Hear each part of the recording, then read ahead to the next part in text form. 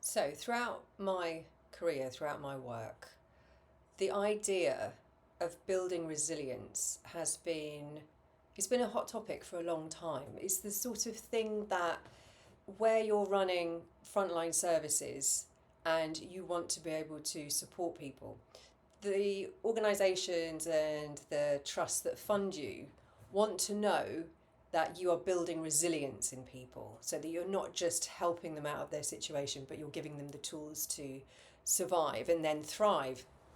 And this always felt like an area which was a bit icky, because it was the idea that you could just, if you just changed up your mindset, if you just decided that you were going to do it, then you can keep going.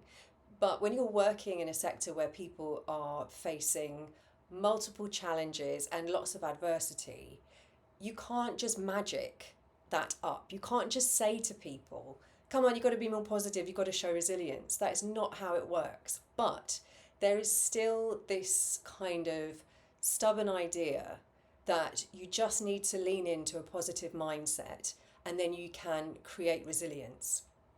And that might work for a short period of time, but it's not sustainable, it's not rooted in reality, and it doesn't give you the tools to make progress.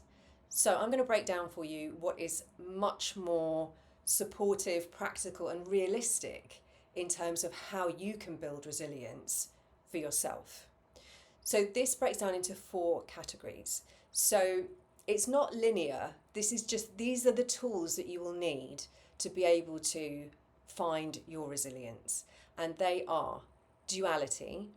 So, understanding that life isn't duality, that it's not black and white or wrong or right. I did a rhyme, didn't mean to. But anyway, that it's more complicated than that. Life is always more nuanced than one thing or the other. The other thing to bear in mind is that learning is different to failing. And very often, when we are in the phase of learning, we look at that as failing because we feel that we're not getting the results that we want and we're frustrated because we don't know more. Then it's about thinking along the lines of how you build trust in your own decision making. And this is really crucial because if you can't trust yourself to show up for yourself and make good decisions, then you're always going to feel uncertain and worried about what might happen externally. But if you can't trust yourself to move forward, you're not going to get anywhere. And the fourth one is to reality check. So being able to take a step back and look at what's actually going on rather than either being completely defeatist about something or being arrogant about it. That's not the reality. The reality is that there's always more going on, and it's important for you to reality check. So I'm going to go into these in a little bit more detail for you, but those are the main areas to remember in terms of how you build and sustain resilience, because by its definition, resilience has to be sustainable. Otherwise, it's just like giving yourself an occasional boost. That's not how it works. So, coming back to duality, we are very conditioned as a society to always perceive things as good or bad, succeed or fail, win or lose. And that's not very, most of the time, that is an inaccurate perspective because life is more nuanced than that. Even if you were to get a job from a job interview or you did not, it's not as simple as you're in or out. It's more like you are at a point along your journey and that was a learning experience. That doesn't mean that you failed. It means that wasn't meant for you. So if you can take yourself out of it in that way and look at things in a more nuanced way, then it takes the pressure off always feeling like if I try something, I have to get it right, I have to get it perfect first time, otherwise there's no point in trying it. And you know what that does? That kills creativity, but it also kills your curiosity as well, which are really vital for you to just enjoy life. I mean, what's the point of being resilient if you can't even enjoy life? So that's what you need to bear in mind in terms of duality. If you catch yourself thinking in a way which is, oh, I'm the worst at this, I'm no good, I failed, just really think about what that looks like in terms of, is that really true? Is it actually just win or lose? Or is this just a point in the journey that I'm on? So that's duality. And then that brings us on very neatly to learning, because very often when we are trying something new, trying to get outside our comfort zone, or trying to grow, it can feel super uncomfortable. And there is an expression which is the gap between knowing and not knowing is learning, and it can feel really uncomfortable. So if you're feeling like you're really uncomfortable and you are just not doing as well as you want or you project, or that's what you expect from yourself, just think about, actually, is this something that I am learning?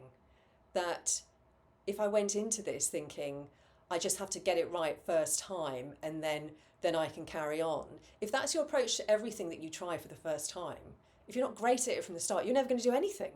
You're always going to back out of stuff and be like, oh no, that wasn't for me. Well, how about you keep trying, and then you learn from that and keep going in that way? Because if you can reframe that sense of being outside your comfort zone, feeling like you don't fit in, or it's not right, or even though this is the path you want to go down, just think about how this could be construed as learning, because very often that is what is happening. There's always something that you can learn, even when it feels uncomfortable. And moreover, if it is feeling uncomfortable, you're probably learning. So there you go. Embrace the discomfort. So next is about building trust. And this is really crucial. This is an important part of the work that I do. I mean, all of this is the work I do with my clients. But building trust is being able to look back over time and evaluate the decisions that you've made and decide whether you can trust that judgment in the future. And so if you show up little by little each day, making decisions that are positive, those will add up to a better outcome. Now, we can't always control every variable, and that's another important point which I'm going to cover in a different video. But what we can do is build up a bank of positive decisions. And a very obvious one of this, an example of doing this, which I talk to clients about a lot, is you can build up your well-being practice. So, for example, if you set the intention that every day this week you're going to go for a 10-minute walk, and then you are able to do that, then that creates a semantic pathway, a neural pathway, a physical pathway in your brain that says, I intended to do that and I followed through.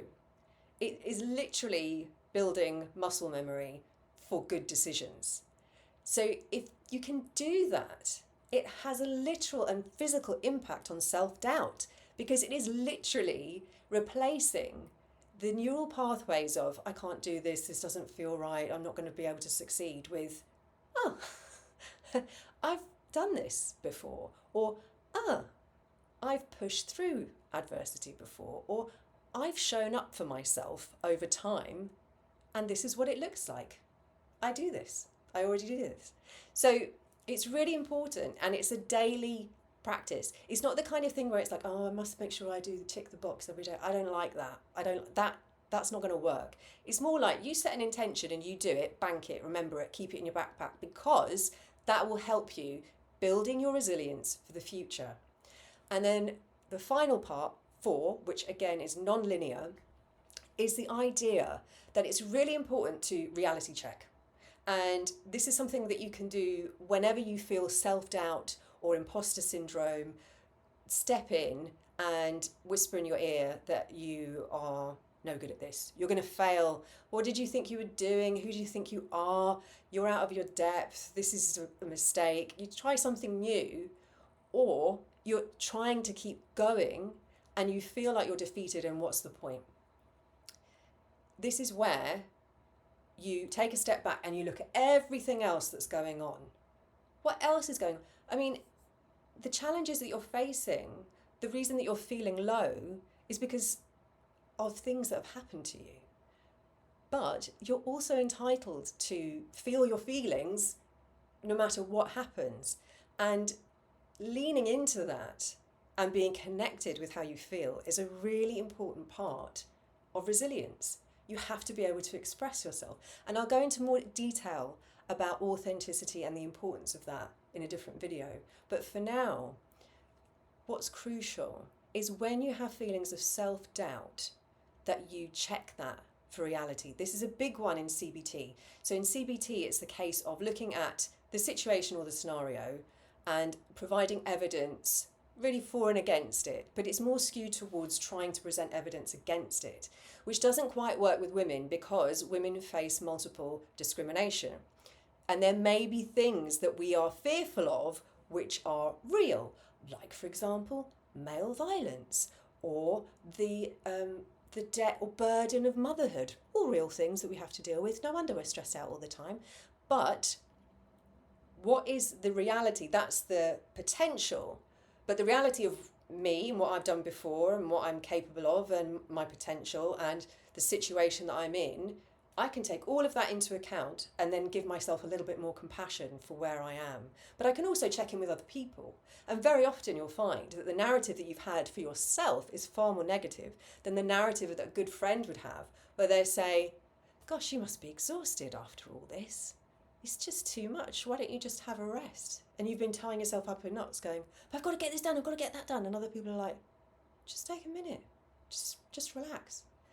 So bear that in mind. It can be difficult for you to do your own reality check.